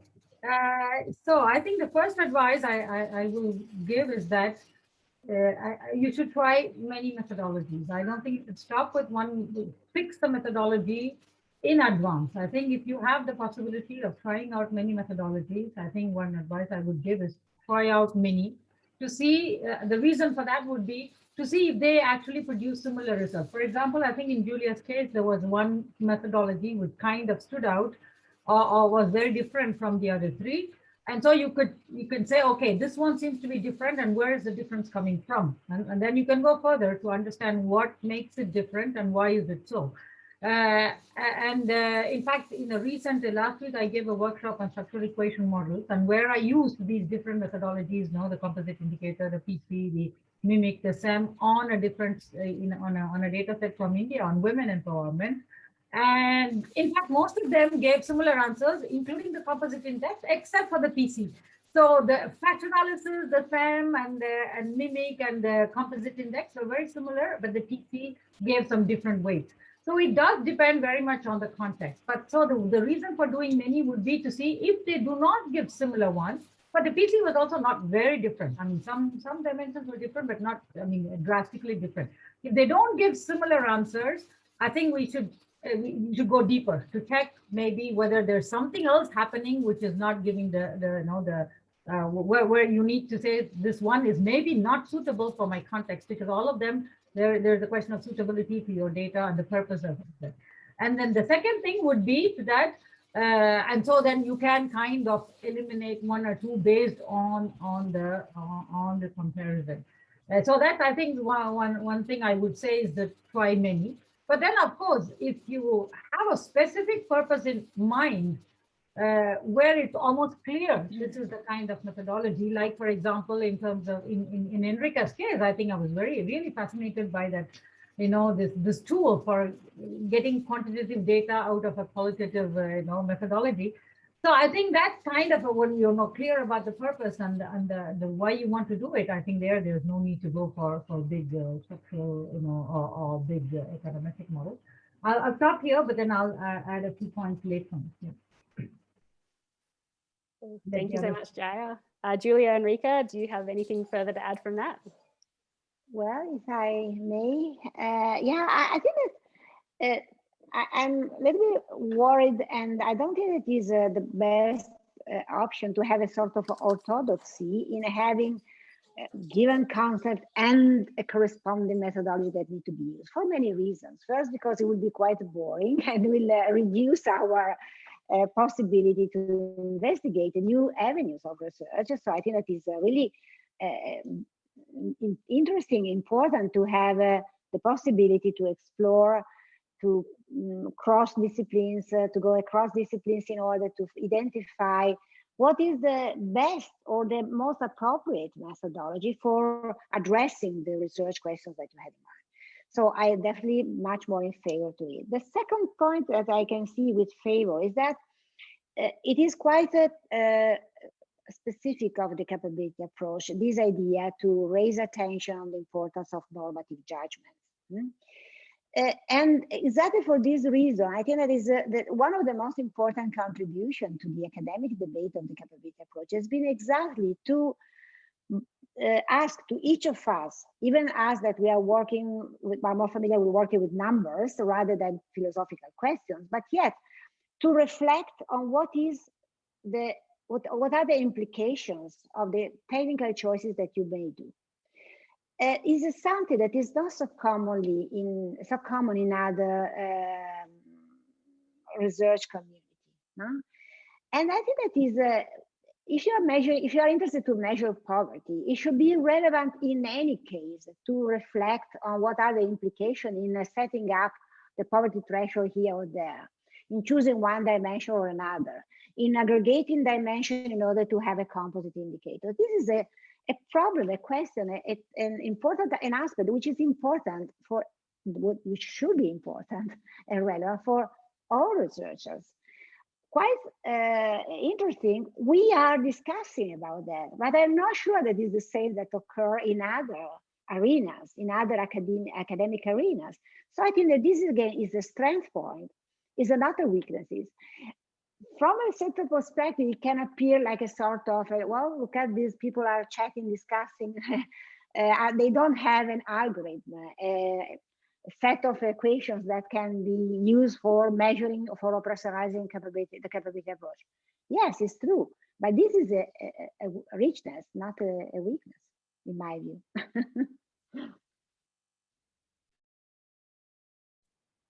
And Giulia, over to you.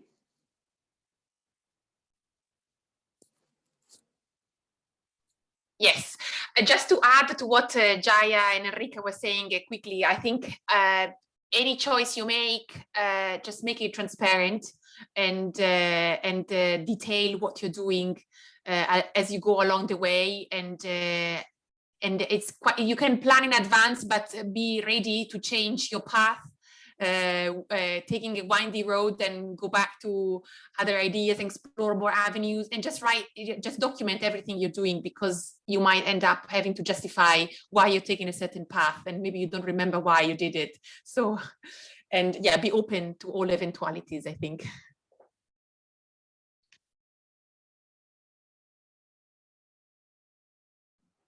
Great, thank you all so much for such a fantastic discussion. You're all being very diplomatic and balanced in your answers. I was hoping for a bit more partisanship, but maybe we'll get there through some of the questions that our attendees have populated in the Q&A box. And we have some of them who are also able to ask their questions directly.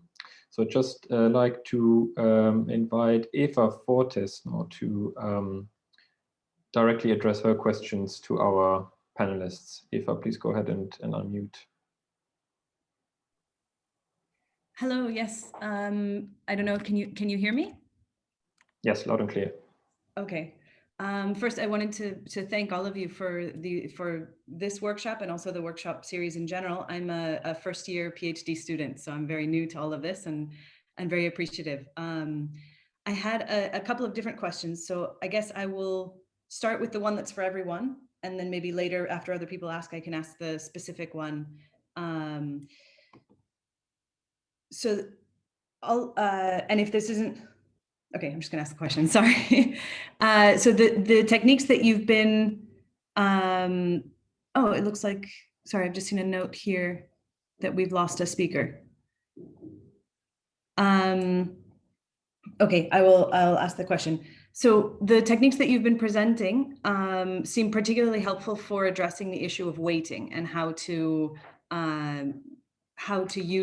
determine the weights and then how to use those weights when analyzing the data. I'm wondering whether these techniques or other similar ones or dissimilar ones could also be used to determine which dimensions are important to be looking at in the first place. I'll leave that there. I'll let you answer. Thank you. Thanks, Eva. I think we have Giulia back now. So just to repeat for Giulia, Eva's question was about using the techniques that all of you have discussed to set weights basically for multidimensional measures, also to drive the decision of which dimensions or indicators to include. So that's maybe one question. I wonder if we perhaps, if the speakers are fine with this, can collect a few questions and then take multiple questions at a time. Some of them I think might relate quite well to one another, if that's fine. I see Jaya nodding, so I'll just take that as a yes. Then I'd invite Michael Drinkwater to unmute and ask his question. Okay, hello, you can hear me okay, can you? Yes. Yeah. Yes, all right, good. I had a question for Giulia in particular, but also for a few others. And it's based on, so just to acknowledge that my experience is really in the use of participatory methods to do this kind of work, and using quite extensive participatory methods that can generate quantitative as well as qualitative information. But in particular, my question for Giulia was on the types of wealth index that she had developed, because you kind of referred to it as being rather single dimensional. Whereas again, in my experience, I have used forms of both wealth and well-being ranking, that develop categories, up to 3 to 4 categories within a specific community based on those indices. And there will be multiple indicators used to determine each of those categories. And the other thing that's related to that is that if you develop through a participatory technique as sets of different wealth categories or well-being categories, and if you then look at these kind of well-being indicators within each category, there will be differences. In other words, the wealthy people in a community will value things quite differently, or value certain things much more importantly than will the very poor in a community. And so if one's using those kind of participatory techniques, it would refine the kind of model that you are using quite a lot as well. It would sort of, so when you talked about the normative model, which is often what I've often used in practice, I would in fact use it in a much finer way than you've probably used it there anyway. So I was interested in some of your use on it and the extent to which you feel that could be refined more. So if I can answer on the wealth aspect, so the wealth index that I've used, it's a socioeconomic status or an asset index. So we collect the socioeconomic status for each household that we interviewed, where we interviewed a woman in each household. And the asset is a standard asset index that we use a lot in, for example, for health inequality. And we look at the roofing and the flooring of the housing. We look at access to drinking water. We are looking at whatever ownership of a mobile phone or a fridge or a bicycle. We look at income, we look at ownership of land. So it was an ad hoc, I mean, it's quite standard, but also geared for the rural population that was our study population. So it's an asset index. So it's ownership of assets, ownership of land, and income. So it's not a participatory one. It's like a standard that we use often for looking at health inequalities and needs.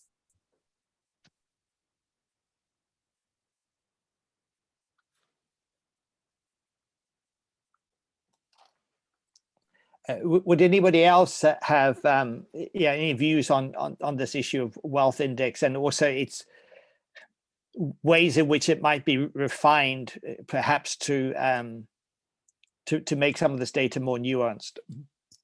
Yeah, so no, and also just to add, this wealth index is not capability based. Well, although you can say that if you have land, it gives you capabilities, and if you have income, it gives you capabilities, but it's more about material wealth, I would call it. So, yeah. I mean, maybe just complete by saying that, as Julia was saying, this is just a standard way of measuring the economic status of a household, socioeconomic status. Sometimes it's used as the asset score itself. Sometimes it's used as a quintile to which people belong. So that could be a final classification if you're looking at that instead of looking at each individual score. You can put them in quintiles and then analyze per quintile. Apply the methodology per quintile and see if there are differences across different quintiles. But other than that, the measurement is a very standard one.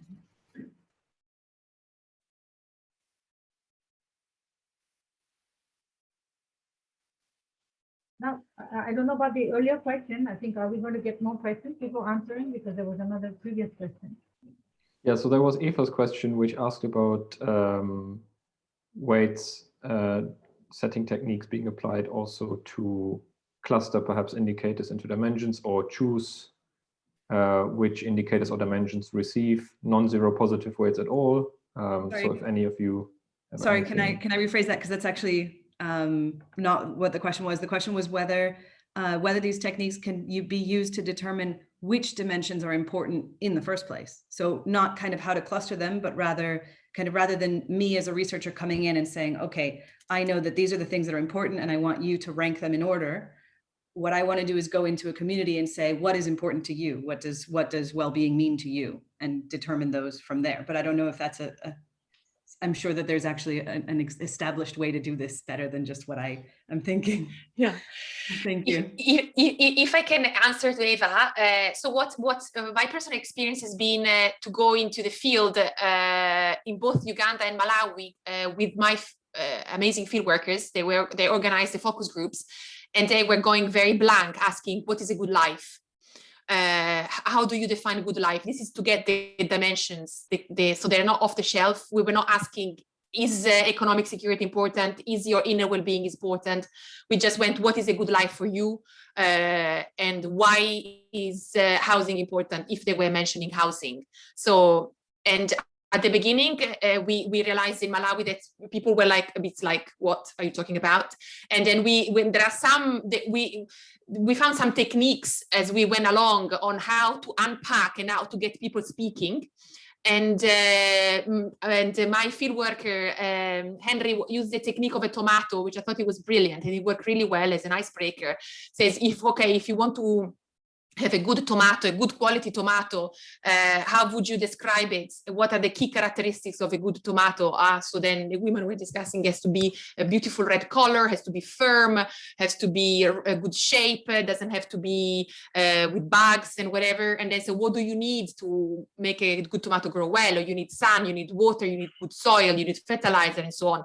So then we had the parallel of a good life. So what are those things of a good life? What makes a life good? And then they would say, okay, yes, you need to educate your children. You need to have a good house. You need to be clean and hygienic. And how do you achieve that? So this is how we went in the field. We went blank, and this we developed with the participants themselves. Great, thank you, Giulia, and thank you also, Enrica and Jaya.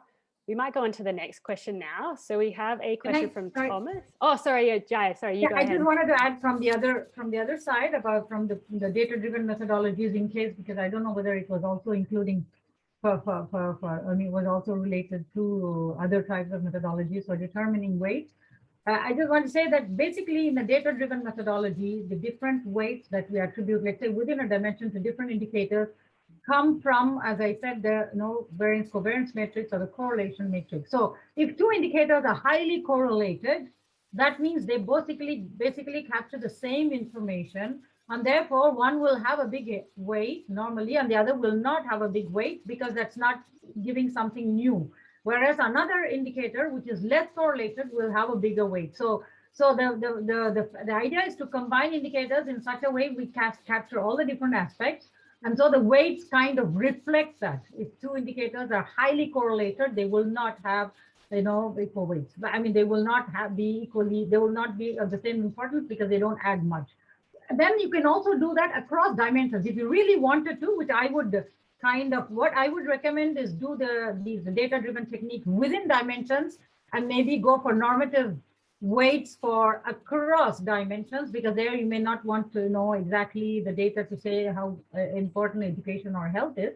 But then if you were to do it, again, if somebody who is highly educated is always healthy, then obviously education and health are not giving two different aspects of a good life. They're capturing the same thing. So if you were to do it across dimensions, you would end up with possibly one of them having a big weight and not the other. So if you want to prioritize dimensions based on such a methodology, well, you just need to know that basically it's capturing the information content in each of these indicators and how related are they to the other dimensions. Sorry. Enrica, did you want to add anything further to that? Are you just on mute? Sorry, Enrica. Yeah, no, thank you. I think that is what I fully endorse what Jaya and Giulia were saying. Perfect. So we now have Thomas who has a question to ask. Thomas, I think we have you up, so feel free to ask your question now. Okay, thank you very much, Kate. And thank you all for your presentations. Very insightful and great stuff, really. I have actually three questions. One for Giulia to begin with, because I found it very important and interesting that she actually compared the different techniques and as Enrica said, it's obviously very important to highlight the implications of those technical choices, because often these technical choices are kind of presented as sort of value neutral and give themselves the air of objectivity. So I was wondering if Giulia could say something about value judgments, which might be related to those technical choices. And for Jaya, I really found interesting this combination of skills formation and the work-related well-being. And I was wondering if you could say a bit more about the relationship between cognitive and non-cognitive skills, and also in relation maybe to capabilities, and because Heckman has sort of his own way to pick up on the capability approach. And to Enrica, it would be interesting for me to see to which extent also there is a kind of research actually available, which gives us a sense of the potential impact of women empowerment, all what is being done to empower women, especially in the developing world. But how do we know how it works, the impact it has, for example, on child health, which I said in my question. Yeah, these are my questions. Thank you.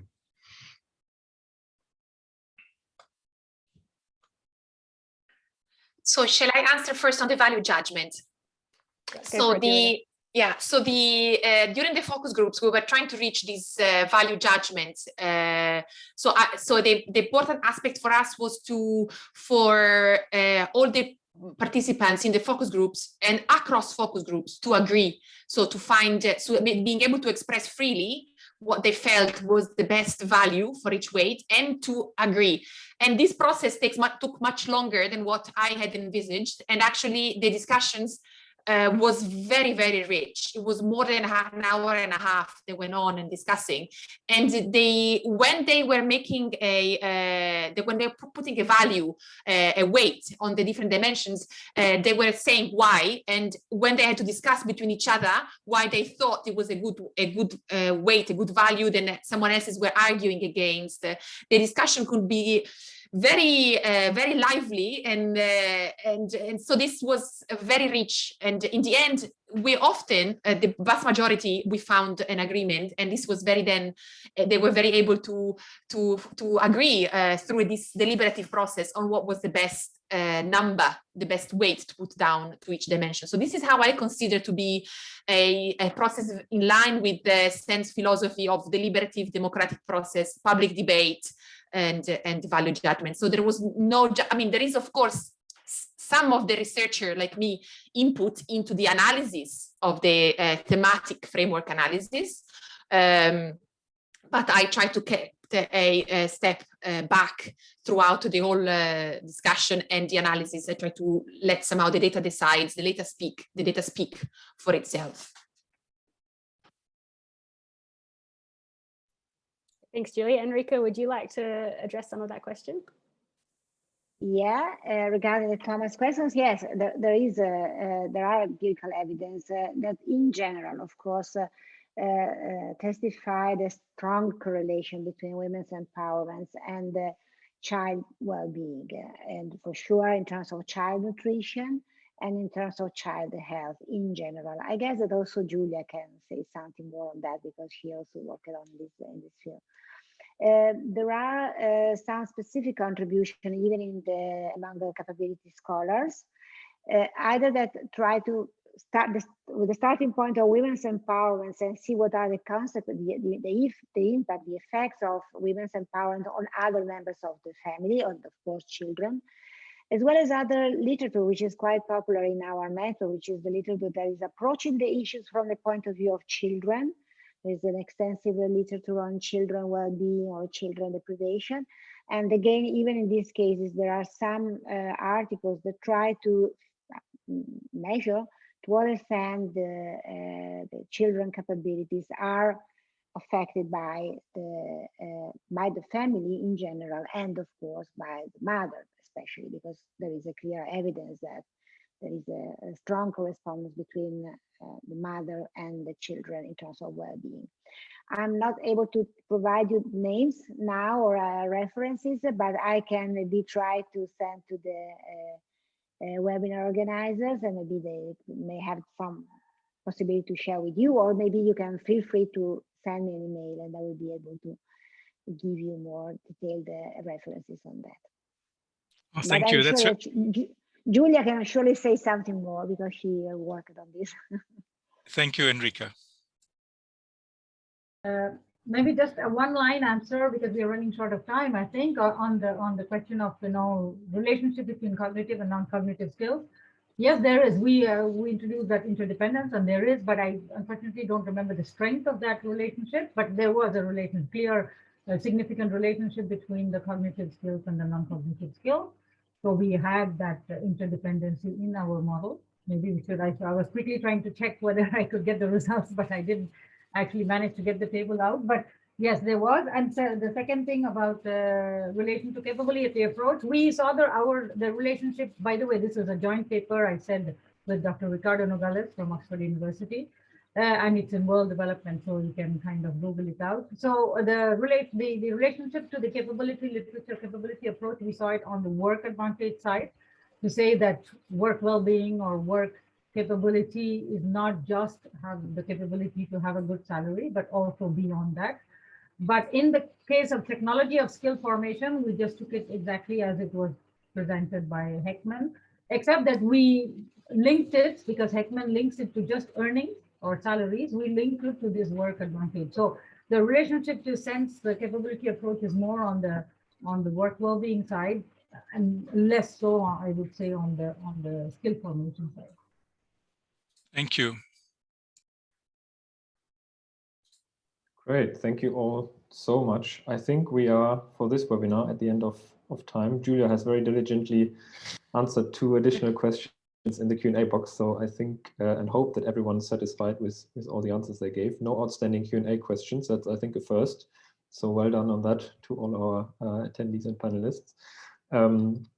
Surely very interesting and thought-provoking issues that probably merit further discussions. I also recall a further question from Michael on, for example, what happens when we ask for participation or hybrid weighting schemes where people might actually be biased by certain adaptive preferences and all these kinds of things. So certainly much more complicated issues still to consider, as well as certain problems that might sometimes arise with endogenous weighting when applied to some of the more axiomatic measurement frameworks. So there's all kinds of interesting conversations to be had. There are great contributions in the handbook that Enrica has co-edited and to which we linked earlier, as well as in the resources by Jaya and co-authors, as well as by Giulia. So all of these readings are in the chat box, and I hope you can follow up on that. I'll end the webinar here for everyone. Thank you so much, Enrica, Giulia, and Jaya, and thank you so much to all the attendees for taking the time and to enrich the discussion with your questions. Let me just finally also give you a heads up on our next webinar, which will take place on 5th of July at 10:30 British time, where we'll have Sarah White and Jaya talking on taking a relational approach to multidimensional well-being. And that's going to be the next webinar in this series. Further updates on this, as well as recordings of today's session and all the previous ones, are available on our website. That is also hyperlinked in the chat. So we hope to see you next time. Thanks to everyone, and bye-bye. Thank you very much. Thank you very much. Thank you a lot. Thank you. Thank you a lot. Bye. Thank you and goodbye, everyone.